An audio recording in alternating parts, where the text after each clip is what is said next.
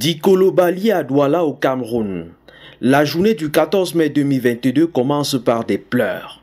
Sur ordre de l'administration, des engins rasent le quartier. 63 propriétaires doivent ainsi libérer les lieux. Maître Olivier Chinoako bénéficie de la part de l'État du Cameroun d'un bail amphithéotique sur cet espace de 2,6 hectares. Il conduit un projet qui consiste à ériger à Dikolo un complexe hôtelier de 280 chambres pour un montant investi estimé à 280 milliards de francs CFA. Tout irait bon train si les déguerpis de Dikolo ne trouvaient rien à redire. Après des marches de protestation à Douala, 15 familles parmi les expropriés ont saisi la justice d'une plainte contre ceux qu'ils considèrent comme les acteurs de leur malheur. Voilà donc un des pans des trop nombreux défis que pose le foncier en Afrique. Comment construire les villes, développer les infrastructures de haut niveau et le secteur industriel tout en préservant l'environnement et surtout les droits et espaces vitaux des peuples. Une question pas simple du tout. Parce que le foncier est un préalable au développement tant recherché, l'Union africaine en fait un point essentiel de son agenda 2063. Et parce que la question est complexe, l'organisation continentale choisit de la confier aux scientifiques. D'où la mise en place du NELGA, le Network of Excellence on Land Governance in Africa, un réseau d'universitaires et de chercheurs réunis autour des problématiques liées au foncier. Les programmes bénéficient des financements de la GIZ. Le professeur Paul Chawa, chef de département de géographie à l'université de Yaoundé 1, coordonne le pôle Afrique centrale de ce think tank. Prennent part aux activités les experts des universités d'État du Cameroun, mais aussi ceux des universités de Bangui en République centrafricaine, Mariengouabi de Brazzaville au Congo, Kinshasa en République démocratique du Congo, Omar Bongo de Libreville au Gabon et N'Djamena au Tchad. S'alignant sur les missions assignées à l'université, le NELGA Afrique centrale a choisi d'œuvrer dans l'enseignement, la recherche scientifique et le service à la société. Sur les questions liées aux enseignements, le NELGA œuvre à la refonte des programmes des universités sur le foncier afin qu'ils forment les ressources humaines capables d'aider à résoudre ou à anticiper les conflits fonciers dans la société. Par exemple, du 10 au 13 novembre 2020 au Addis Hotel de Tchang, les universités d'Afrique centrale discutent des stratégies d'enrichissement de leurs offres de formation sur le foncier.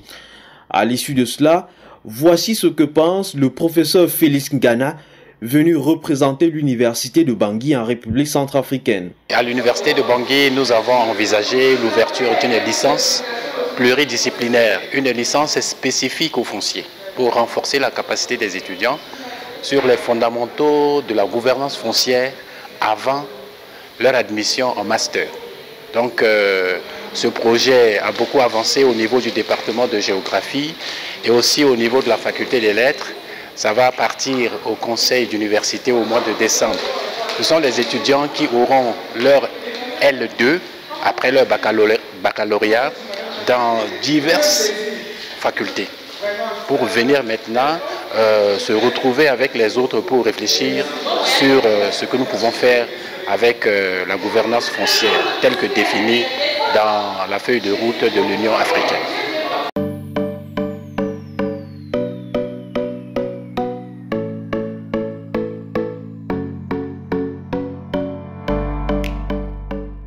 Du 12 au 15 avril 2022, cette fois-ci à l'hôtel Quai d'Orsay, dans le 6e arrondissement de la ville de Yaoundé, le NELGA Afrique centrale réunit les experts des universités d'État du Cameroun ainsi que des professionnels. Tout ce monde est chargé de réfléchir à l'enrichissement du contenu du master en cartographie, télédétection et système d'information géographique. Le professeur Paul Chawa précise les enjeux en début d'atelier. Nous souhaiterions voir ce master être mieux orienté pour adresser la question foncière. Vous savez, la géomatique peut adresser différentes questions. Notre objectif, c'est de faire en sorte que ce master puisse être réorienté de sorte à permettre aux spécialistes de la question foncière de s'y retrouver. Et donc, pour nous, ce n'est pas une croix qu'on met sur l'ancien master. On voudrait plutôt créer à côté une spécialisation qui s'adosserait, si vous voulez, qui serait constitué par un menu vraiment adapté aux géomaticiens qui sont confrontés régulièrement aux différentes questions foncières. Vous savez qu'elles sont complexes en ville, en campagne, dans les zones côtières, dans un contexte de ressources naturelles, en contexte de catastrophes naturelles et autres. Donc la question de la propriété, de la démarcation et de l'identification des différents droits, cette question est fondamentale. Et nous ne pensons pas que ce master tel qu'il était structuré avait forcément cet objectif au moment où on le créait initialement. Autre volet des activités du NELGA Afrique centrale, la recherche scientifique. Le programme dirigé par le professeur Paul Tchawa met un point d'honneur à outiller les jeunes chercheurs afin qu'ils réalisent des mémoires, thèses et articles scientifiques de haute facture sur les questions foncières. Par exemple, du 6 au 7 avril 2021 à l'université de Yaoundé 1, les doctorants des universités d'Afrique centrale travaillant sur le foncier sont conviés à un séminaire méthodologique. Ils viennent de plusieurs disciplines: droit, histoire, géographie, sociologie, anthropologie. Certains suivent en présentiel, ceux du septentrion camerounais et des autres pays d'Afrique centrale suivent par visioconférence. Le séminaire met l'accent sur l'interdisciplinarité car la complexité du foncier l'exige. Le professeur Pierre-Étienne Kinfac de l'université de Yaoundé 2 indique à l'occasion la méthode de réflexion en droit foncier. La question foncière mobilise des sources particulières et à cette occasion, tout en utilisant les instruments juridiques d'analyse, on est obligé d'aller chercher davantage d'éléments. Par exemple, en termes de sources formelles, la question foncière est très réglementée par des instruments internationaux. Alors, un chercheur doit fondamentalement s'intéresser aux instruments internationaux parce que comme la terre est extrêmement importante, ce n'est pas simplement les États souverains qui se préoccupent de leur terre, mais aussi l'ordre international. C'est pour ça que aussi bien les conventions des Nations Unies, les conventions de la FAO pour les questions alimentaires mondiales, certaines conventions de l'OIT, par exemple pour la protection des droits d'accès aux terres d'une catégorie vulnérable, s'intéressent à la question foncière.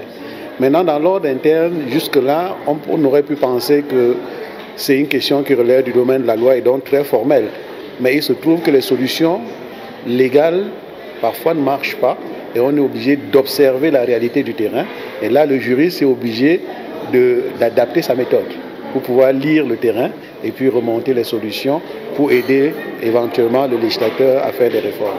Le professeur Armand Leka Somba de l'université de Yaoundé 1 indique quant à lui que la sociologie et l'anthropologie sont indispensables pour tout travail scientifique portant sur le foncier. La problématique foncière est en grande partie alimentée par des perceptions et bien sûr par des pratiques. Mais il se trouve que ce sont les perceptions qui alimentent des pratiques et finalement modifient donc la manière dont les gens organisent leur rapport aux questions foncières, à la question de l'espace, aux questions des ressources. Et donc, il n'est pas possible de comprendre que ce soit les conflits fonciers, que ce soit les problématiques liées à la transmission, etc., des questions de terre dans nos contextes, si l'on n'intègre pas ce regard qui est au cœur de notre problématique. Puisque, comme vous le savez, la sociologie ou l'anthropologie s'intéresse à la culture, à ce qu'on appelait à l'époque, on appelle aujourd'hui chez nous les faits sociaux, c'est-à-dire un ensemble de manières de penser la terre, un ensemble de manières de la traiter, un ensemble de manières d'en user, un ensemble de manières de partager la terre ou de faire un culte à la terre. Voici à la fin de ce séminaire la réaction du doctorant en sociologie. Ils nous ont davantage montré l'intérêt de l'interdisciplinarité ou de la pluridisciplinarité dans une science telle que la nôtre, car le foncier est quelque chose, est un domaine de la science qui est comme un domaine carrefour. Plusieurs sciences se retrouvent autour. Moi, par exemple, je suis sociologue. Je l'aborde avec ma casquette de sociologue, mais j'intègre également dans mes travaux la dimension, par exemple, juridique. Parce que quand je m'avais, par exemple, posé des questions aux populations liées aux indemnisations, je m'assure que ces populations-là connaissent même l'existence du droit sur les questions foncières. Donc, c'est vraiment quelque chose de très important lorsque l'on veut faire la recherche. Ça permet vraiment de diversifier ton analyse. Et à la fin, le coordinateur du NELGA Afrique centrale promet de lancer un concours qui va primer les meilleures mémoires et les meilleures thèses sur le foncier en Afrique centrale.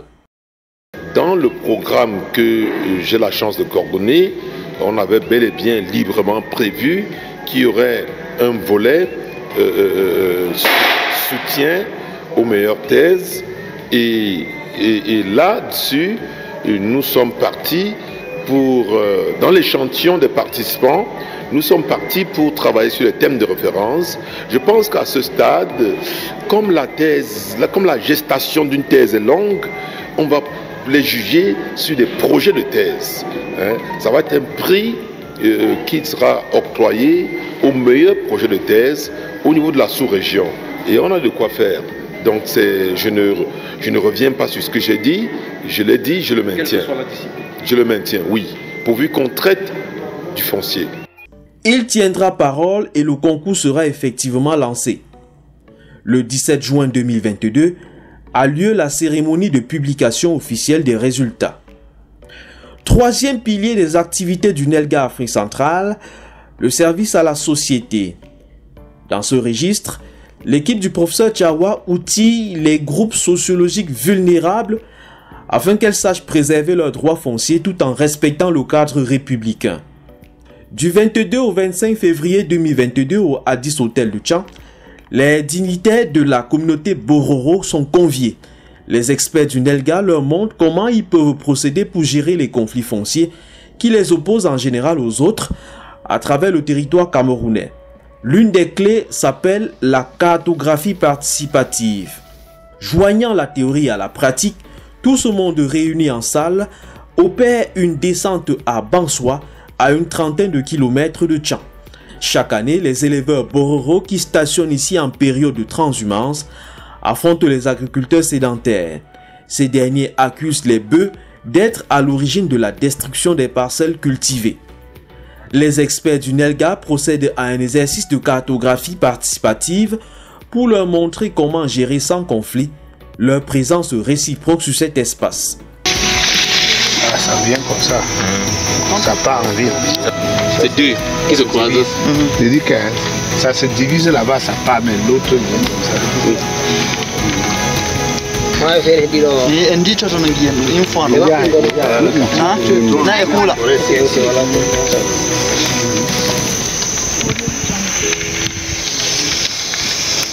Ça tombe le monde ici.